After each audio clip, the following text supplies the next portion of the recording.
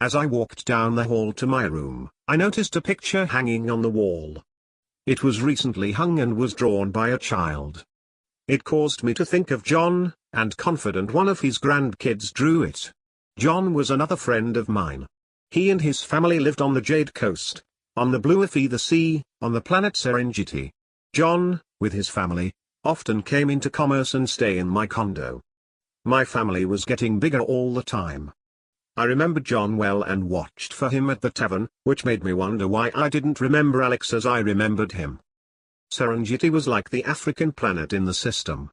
Sierra was like one big Earth, but instead of continents, whole planets made up sections comparable to the continents on the Earth.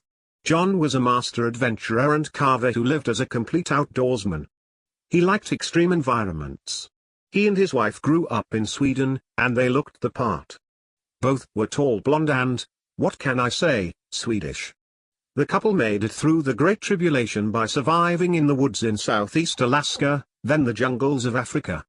He helped many people through the tribulation and was a hero in the minds and hearts of everyone he helped. They wrote books about him, true stories and legends. He knew how to endure in the cruelest of circumstances. They chose John and Sarah to be parents of 4 boys, 3 generations ago. This was how aging works now. After introducing the water of life, mortal people do not age the same way they did before the Great War. 50 was the millennial 25. Afterward, mortals continued to linger in their 20s until around 600 years old. Usually, couples got married and start their family between 40 and 50 years of age. The average size family included 5 children, more or less. There were couples who produced 10 to 20 children, but 5 was usually the average.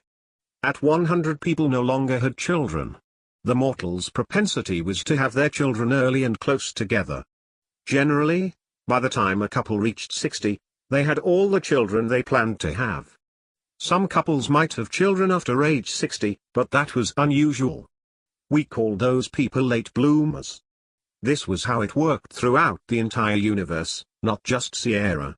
I found it fascinating how people accepted it as it was like an unspoken rule or the natural order of things.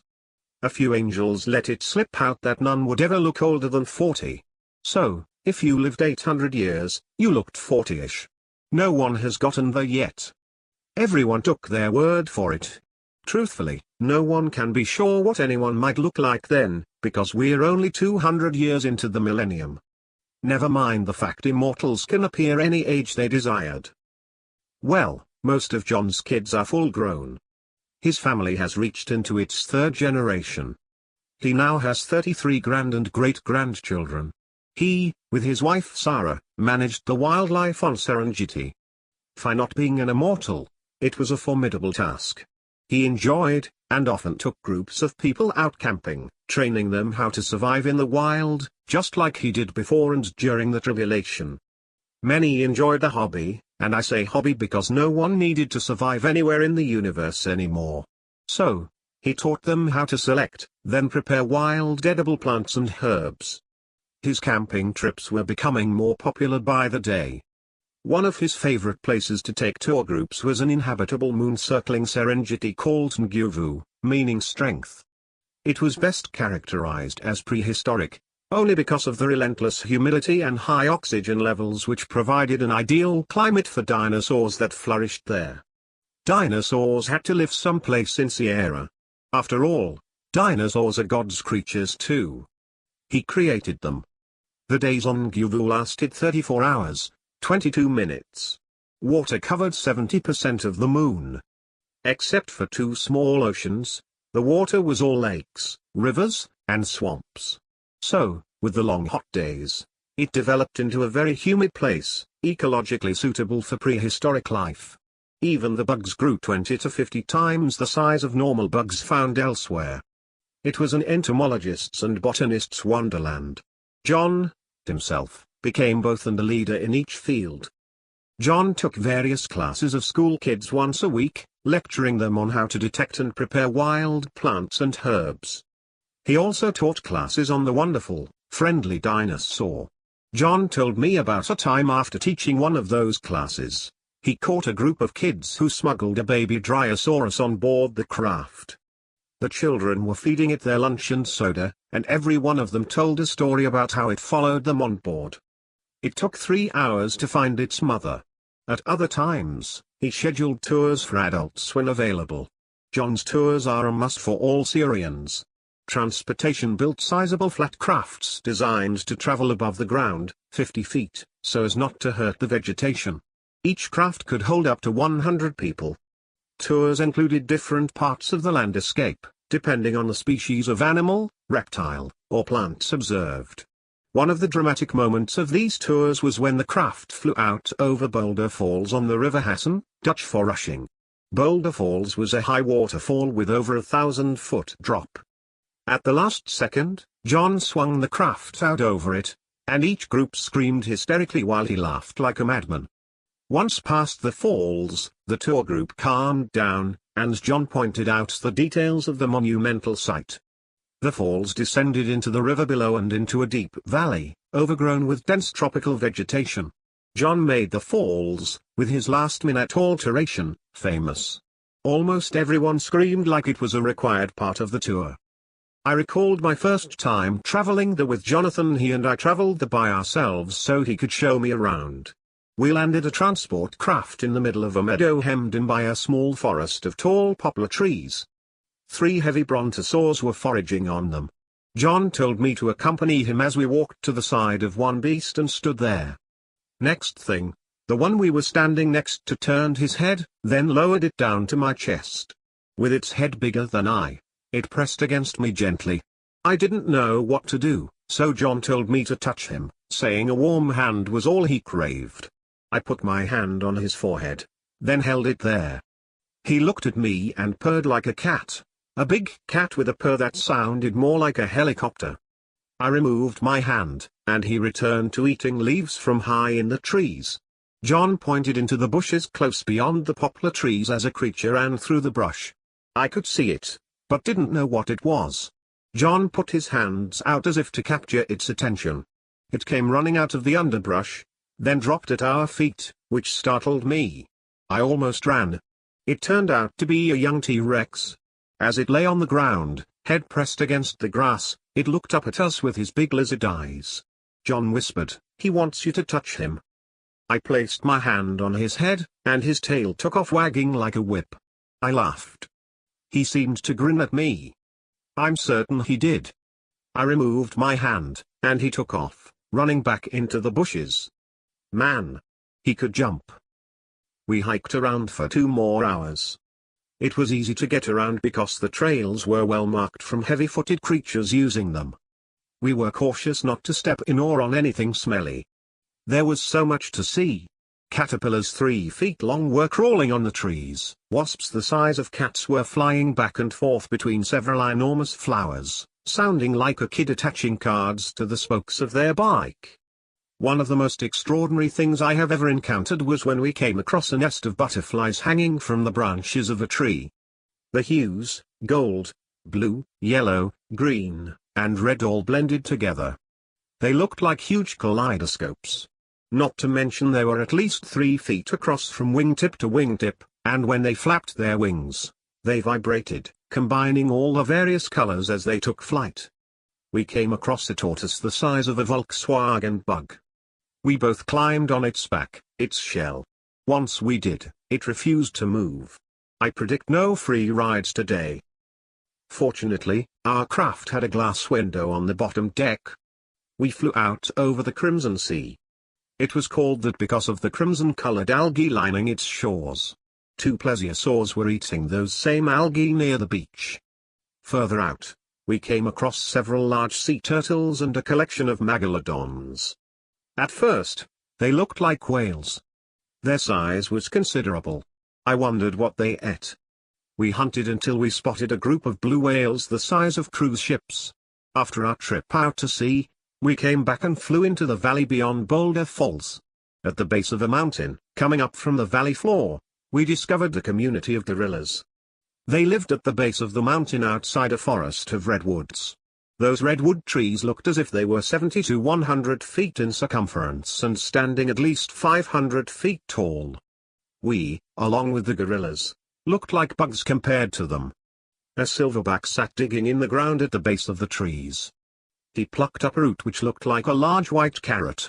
John told me those roots were their main diet and tasted like rutabagas. He ate his lunch while staring at us, and then hit his chest with the palm of his hand, only once, and turned his head away as if to suggest he didn't want to bother. Throughout the group was a large clan of spider monkeys.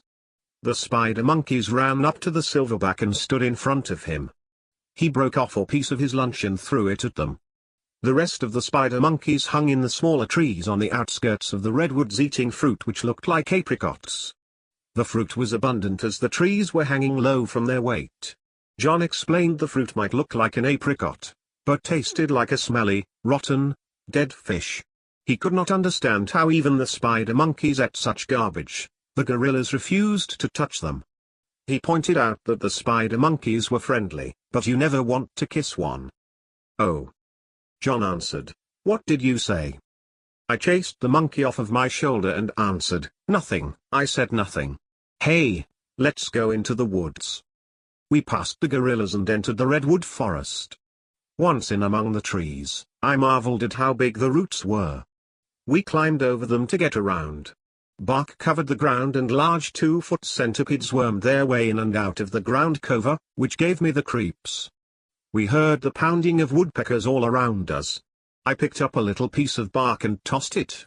The bark hit one tree, causing a sizable group of the woodpeckers to abandon their nests, drilled into the trees. That was an astonishing sight as more than 100 of them flew away. The trees shaded the whole ground, and the deeper we penetrated the forest, the darker it became until it almost looked like midnight. I heard something running through the trees and then noticed 2 sets of eyes glimmering in the darkness and bouncing across the ground. They came right at us. I wasn't sure again if I should flee or stand still. John said stay still. They were practically right in front of me before I saw the 2 black panthers. We stood and stared at each other. Well, they looked at me. I couldn't completely make them out in the darkness, except for their shining eyes and then their teeth. One stepped up to John and scrutinized him. John reached down and put his hand on the feline's forehead. The cat didn't seem to mind. John bent down to pet the creature now lying at his feet. The other one settled down beside its companion. John shifted down on one knee and petted both the animals. Both jumped up, as an owl came sailing overhead, and turned into shadows as they ran off chasing after it. John scrounged around for wood to make a fire as the air became cool in the darkness, and we decided to stick around for a while. I thought how magical the darkness, the trees, and my fertile imagination was. I figured I used a 50-50 enterprise between reality and illusion. Anyway, what good was traveling into mysterious places if you can't help your hair stand on end? Once John built the fire, we took seats next to it. Both the cats returned and lay next to John. I was feeling left out, but I would not complain. I said, I wish we had food. We can go pick apricots if you like. No, thanks. They probably taste like figs. After an hour, we hiked out of the forest and into the sunlight. I hoped to go into the dense forest again soon, and if we weren't so hungry, we would have spent the night in that black enchanted forest. John said, I call this forest the Redwood Enchanted Forest on the Munguvu, next to the River Hassan. Oh yeah? I better write that down. We strolled over to the shore of the Hassan River, which was about 80 feet wide where we were standing, and swift. Downriver was a long run of rapids. John asked, Want to go for a ride? He pointed at the turbulent water. That would be fun, but I'm not in the mood to get wet. So, we remained on the edge for a while, examining the river. Before long, the day slipped into early evening. It was time to go. I remember always being excited to go places with John, even though he was often the prankster. As we were getting prepared to leave Nguvu, John pointed out a large pink and white flower growing in the heart of an oversized mushroom. He pointed and said, Hey, Jeff, go collect that flower in the center. We can take it back to Sarah. She would treasure that. No sooner did I step onto the mushroom, my feet submerged into it better than a foot. I shouted, "What kind of mushroom is this?" Mushroom, who said it was a mushroom? I desperately needed to shower once back at John's home. Later in the evening, he told me I smelled like Dino Do. One day, John. There will come a time. Despite John's shenanigans, he constantly showed me something unusual and fascinating. While standing in the hallway of the condo, the one leading to the bedroom, I paused and scratched thinking cap. I became a little flustered because I remembered John better than Alex. I wondered how I even knew or remembered him so well, but not her. Perhaps it was because Alex was never part of my daydreams and was someone new after arriving here. I never dreamed of having someone like her in my life. I was more interested in things and places and my kids, but rarely other people. It was confusing. Serengeti, itself, was a well-established component of my daydreams, and those dreams included someone just like John, mostly because of potential experiences. In this life, I met John during lunch while attending a meeting regarding land near the Blue of the Sea, where we became immediate friends. He and Sarah, usually with a herd of kids, lived in a tree house in the jungle beyond the surf on the Jade Coast. I hadn't seen him or his family since I landed. I'll go to visit tomorrow morning or late afternoon. There was a 10-hour time difference between the two of us. I was tired and weary of racking my brain as it was wearing me out. So, I ultimately retired for the night, but still being hounded as I negotiated with the fact I was having a tough time bringing it all together.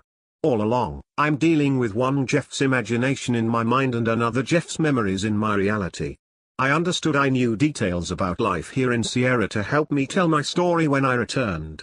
I understood that, but often, it seemed hard and unfair. Of course, I continued to speculate why Alex was not part of this experience. Perhaps she might become too personal to me. My story would have to involve the complete history of Sierra. Otherwise, it made no sense. So, I wasn't protesting because I enjoyed the fact my experiences and memories were both old and new at the same time, even if they often made me dizzy. I thought God put an awful lot of effort into this adventure. I'm sure it was a simple thing for him. There must be someone he was trying to get me to relay a message to, which brought a small amount of comfort.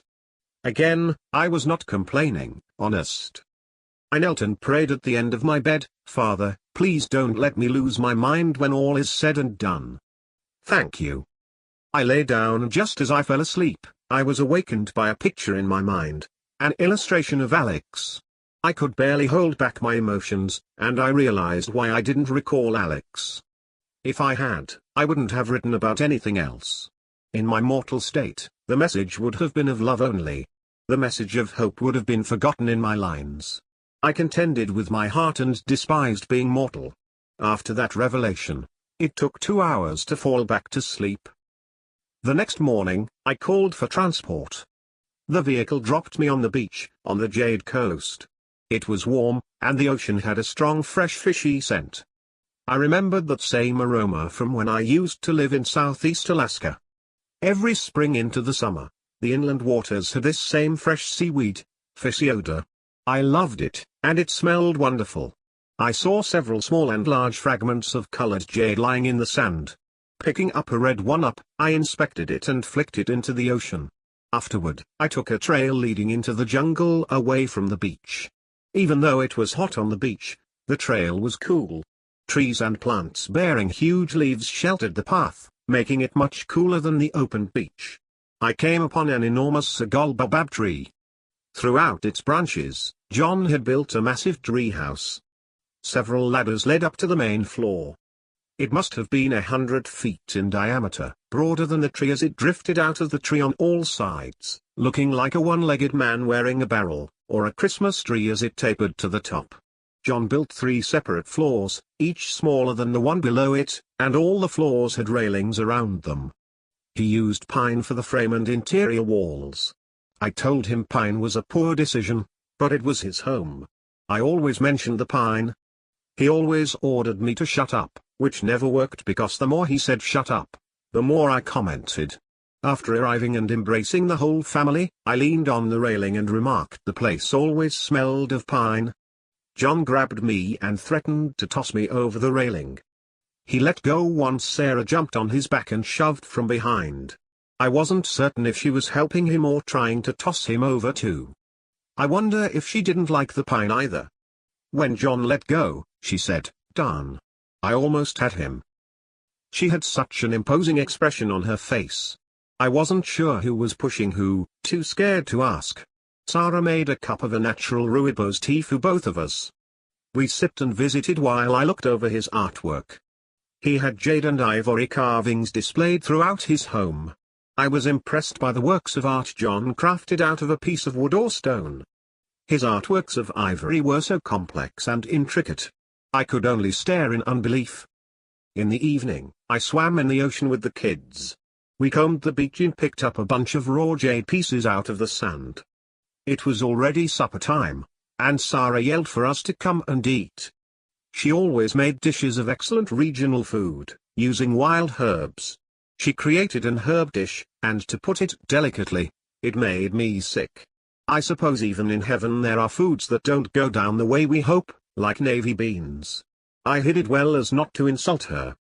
Other than that one specific dish, she was an accomplished chef and conversationalist. Sarah was one of the most natural cooks I have ever known. I suspected her kids will turn out the same way. However, that silly notion got put to rest when one kid came strolling out of the family room carrying a pizza and a soda. Then, out of the corner of my eye, I detected the pizza delivery craft darting off into the sky. Again, I won't disclose its name other than it weathered the pizza wars and was my favorite take and bake. Sarah looked at me and then the table and said, "Kids will be kids," as she seized a piece of the pizza and set it on her plate. The next day, John and I did some repair work on the tree house. I lent a hand where I could be helpful. We reted the rope bindings along the railings at the top of the ladders where they became frayed. We spent most of the day repairing them. On the third day, John asked if I wanted to go on an expedition. He told me it was the time of the year to hunt for ivory on the planet Evergreen. The great mammoths were shedding their tusks, which they did every 5 years. Evergreen was much like Siberia in both the south and north poles, with a small tropical ring around the planet. Contrary to the tropical zone, both north and south of the equatorial zone were exceptionally cold during fall, winter, and spring. Both sides had dense forest. The summers on either side rarely got warmer than 40 degrees Fahrenheit, which made it the ideal environment for the great mammoth. The planet contained millions of the beasts and the finest habitat for them in all of Sierra. When the weather fell into the teens, each year, roughly 1/5 of the males dropped their tusks. John wanted to get a couple of big ones this year. I told him it would be fun. I said, yes. We bundled up the crucial winter attire, parkas, overalls, face masks, gloves, etc. He said, "We'll be hunting in near-zero conditions. We need to dress appropriately." "Okay, I'm ready when you are." We called for transport and left. We landed in the small northern town of Willow. I thought they called it Widow as it sounded like widow when the natives pronounced it. The local naming authority had a speech impediment. Perhaps they were gainful wobblebit hunters. As we walked through town, John stopped to talk to a guy who provided us sled dogs. We planned to travel by sled. Alert. "John, can't we go by transport?" What fun would that be? I didn't pursue the conversation. It would be unproductive. That was Jonathan, that was how he thinks. "Jeff, nobody hunts for ivory using a transportation vehicle." I would. "Of course, you would.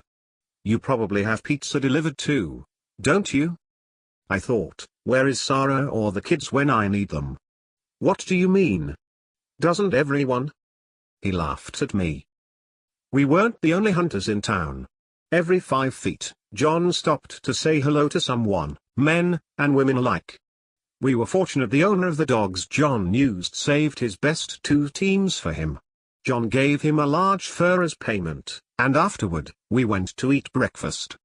The rest of the day, we secured more gear and food for the trip. We planned to be out for 3 or 4 days, depending on how long it took to retrieve the ivory tusks. What did I get myself into? I didn't remember doing things like this in the past. but I knew I loved adventure and extreme weather. What in the world was I like until now? How in the world did I have kids and friends who loved these kinds of adventures? Where have I been hiding all this time? I imagined myself attending a poetry reading, sipping tea, holding my pinky out, sitting in an apartment with a sign over the door that read Book Club Adventures. I shuddered. Get behind me, you useless imagination. Get back. That evening was extraordinary. I listened to John with all of his friends talking about the hunt where the mammoths spent most of the summer, likely hunting spots. Most of them were carvers like John. I curiously wanted to hear what they made of the ivory. I didn't recall having any at the beach house. John said we could locate an extra tusk to sculpt for me. He asked me to let him know what I preferred the carving to look like. The next morning, John and I retrieved our sleds. I knew how to control one, although these sleds differed from the ones I've used in the past. They were longer and demanding a few more dogs to draw them. Because the tusks were long and heavy, it took a bigger sled to haul them. We traveled the first day until we came to the edge of a forest. It was a sparse forest, but we set up camp for the night at the outer edge. We'd probably end up traveling at least 200 miles hunting the ivory. What made hunting ivory difficult was the snow. Most of the ivory lay hidden under the snow. So, it had to be found in the snow, white against white. It took a keen eye to find it. Did I mention the snow? By mid-spring, the ivory turned yellow. It became worthless for carving when it did. A mineral in the ground or the water caused it to decay quickly. Everyone suspected it to be the same mineral causing the mammoths to surrender their tusks, to begin with. Should I mention, last year's drops were easy to locate. Just look for the yellow snow. John had to clean them with a special solution when he got home, which kept them white. Fortunately for us, the second day, we encountered two good-sized tusks. One was 12 feet long and 126 inches in circumference at the widest end. The other was smaller, not by much. They were two substantial pieces of ivory, each weighing around 400 pounds. Despite their weight, the dogs handled pulling them with no complications. We examined hundreds of animals, many without tusks. So, we perceived we might be in the appropriate neighborhood. As we camped the second night, a group of the beasts came into the camp. One stuck its trunk up against my tent. I believe he or she was seeking to uncover something inside, something other than me, I hoped. I unzipped the opening, and as soon as I did, the animal pushed me backward, reached in and clutched a box of crackers I was eating the night before. How did it know I had crackers in my tent? It emptied the box into the snow so it could devour them. I got dressed so I could go outside to chase it away. The animal turned out to be a gentle and friendly creature as it nudged me. I remembered John's and my trip to Nguvu. So, I put my hand on its trunk on the highest part of the animal I could reach. It rested there, staring at me until I extracted my hand. The animal turned and looked at me as if to say thank you, then retreated the direction it came, with the rest of the group following. I sighed, being glad I didn't have to put my hand on them all. If needed, I would have. I fixed my tent so I could go back to sleep, keeping one eye on the opening. We took 2 more days before we spotted the third piece of ivory, one similar in size to the first 2. Well, we found many smaller ones, but we passed them up, leaving them for other hunters. We returned to town on the 4th day, loaded up our ivory, and went back to John's home. The ivory will be John's life for the next 3 months. He was teaching his grandkids how to carve. So at least it won't be a solitary 3 months.